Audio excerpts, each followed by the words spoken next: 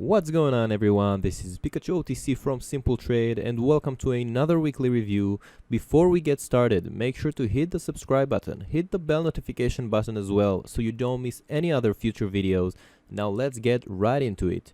As you all know, the E-Trade deadline was on August 27th, and the TD Ameritrade deadline was on September 3rd.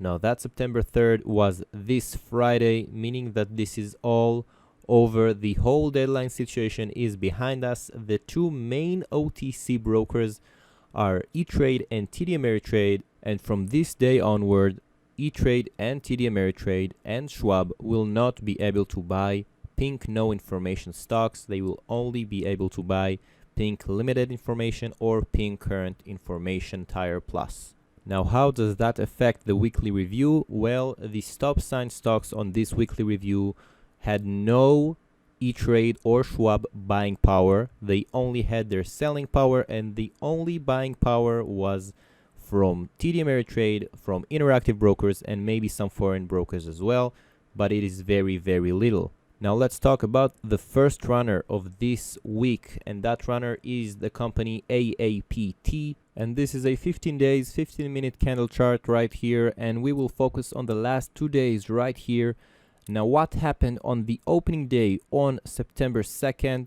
Let's zoom in a little bit, and you can see that there was a little green volume right here, about 5 million volume, and the stock went up just a little bit, somewhere around 17%. That's it. The reason for that is because the company filed everything they needed to be filed to drop the stop sign right here. They filed 2 quarterly reports, 2 annual reports, and the supplemental information which is needed for custodians. Now, this is the first filing that the company filed in 5 years, as you can see here. So this is pretty good news, and the stock did not break so much. It only went up just a little bit and then consolidate for the rest of the day and close at the price of 0066.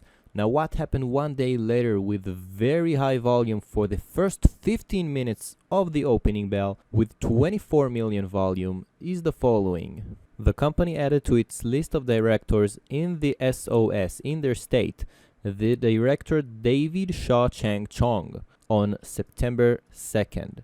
Now, this guy right here is the CEO of the company MJWL, as you can see right here, and the current market cap of MJWL is around $150 million with extraordinary deal that happened around a few months ago. And we already know that AAPT is a custodianship, and if you don't know that, you should go back and watch Mr. B video about AAPT. I will post the link down in the description so you don't miss it. Go check it out to understand the whole process of the custodianship until today. But given the fact that this is a custodianship and they added a new director, which was also added to MJWL with this whole process right here, we can assume that he is the one that merging into that company, but it is not confirmed yet. And that was the reason for the 24 million volume on the first 15 minutes of the opening. Now, a couple of hours later, a new Twitter was revealed for AAPT. As you can see here, All American Pet Company,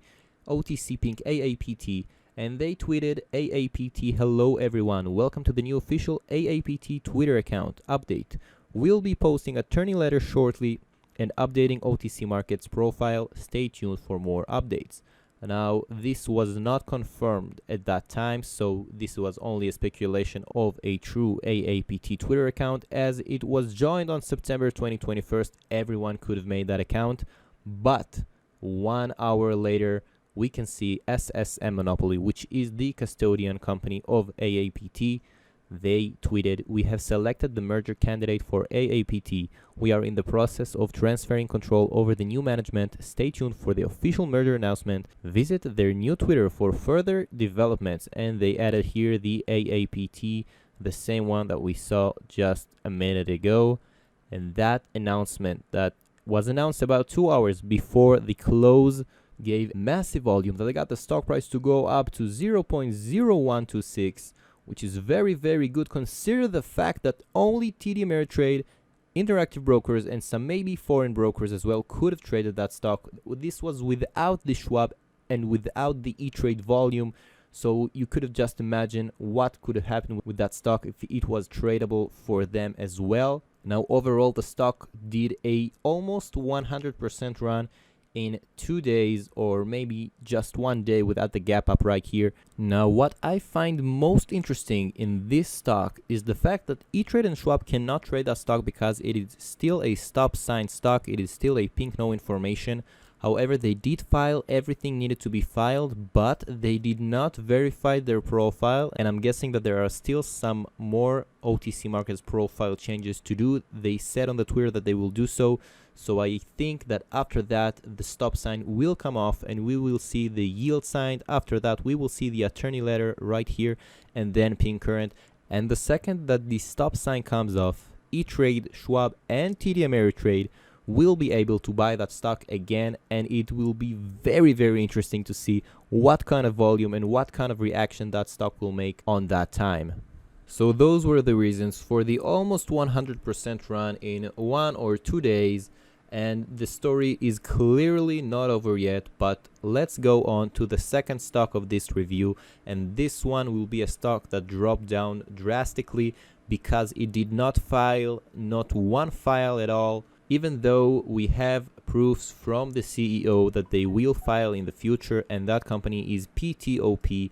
And as you can see right here, the share price dropped 50% from 0012 to 0006, and the reason for that is because the company did not file one file, and the SEC deadline is getting close, and E-Trade and Schwab and starting next week TD Ameritrade will not be able to buy this stock at all, and there will be only selling power. Let me show you another example of another stock that did the same thing, PDGO, and as you can see right here, PDGO also dropped about 52% in 3 days with massive red candle volume right here, and it is for the same reason. The company did not file not even one filing. It doesn't matter that they have verified profile or description changed, but they did not file one filing, and now almost no brokers can buy this stock, and there is only selling power. Now let's move on to the fourth stock of this weekly review, and that stock is DRNG.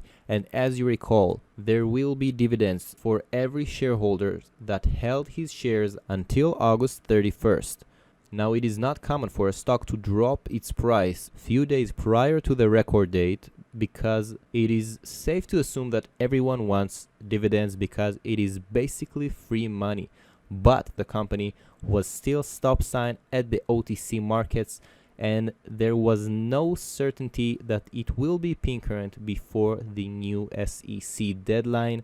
However, what happened right here on September 3rd is that the company changed its status out of nowhere to pink current information, and that was because they filed a Form C, as you can see right here, and that Form C is very, very rare in the OTC. You almost never see this kind of stuff, and if you go to the OTC markets, you will find no available information.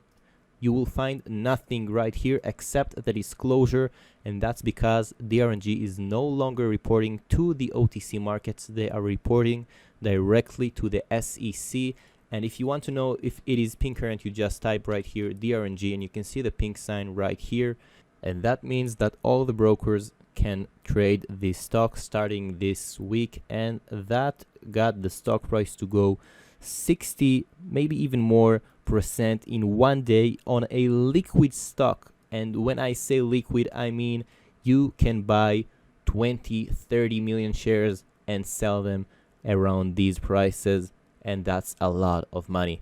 Now let's go to the final stock of this weekly review, the stock CUBV. Now we already reviewed this one this week, so make sure to go and watch that video so you understand the story right here. And I'm going to talk to you about this huge drop of price, about 72% drop of price, and the reason for that are two reasons. The first reason is the Twitter account of CUBV, and this tweet right here: "We're driving out to the Salton Sea today for inspection." Now this tweet is very confusing because, as you recall in the previous video, we assumed that they are merging with a company called Lilac Solutions. So why all of a sudden tweet that they are driving to the Salton Sea for inspection? What is there to inspect there? This is very confusing, and on top of that there were market manipulations. and that got the stock price to go down. And the reason for these 2 green days right here are the same reasons as always. The Twitter account, they tweeted that after reading your emails copied with what I discovered with visiting the Salton Sea, I have reached the decision it will be a lithium extraction company. Stay tuned. Thank you.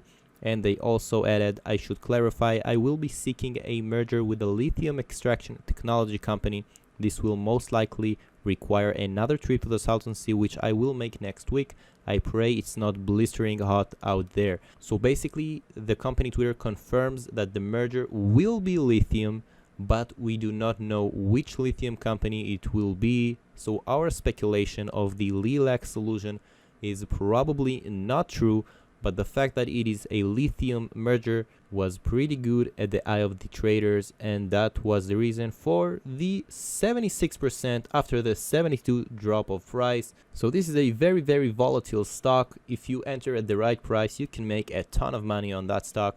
And that was it, guys. I hope you enjoyed this weekly review. If you did, make sure to drop a like, comment down below, tell me what your favorite stock is, subscribe to the channel and hit the bell notification so you don't miss the future videos. We have a ton of content coming soon, and don't forget to join our Discord community.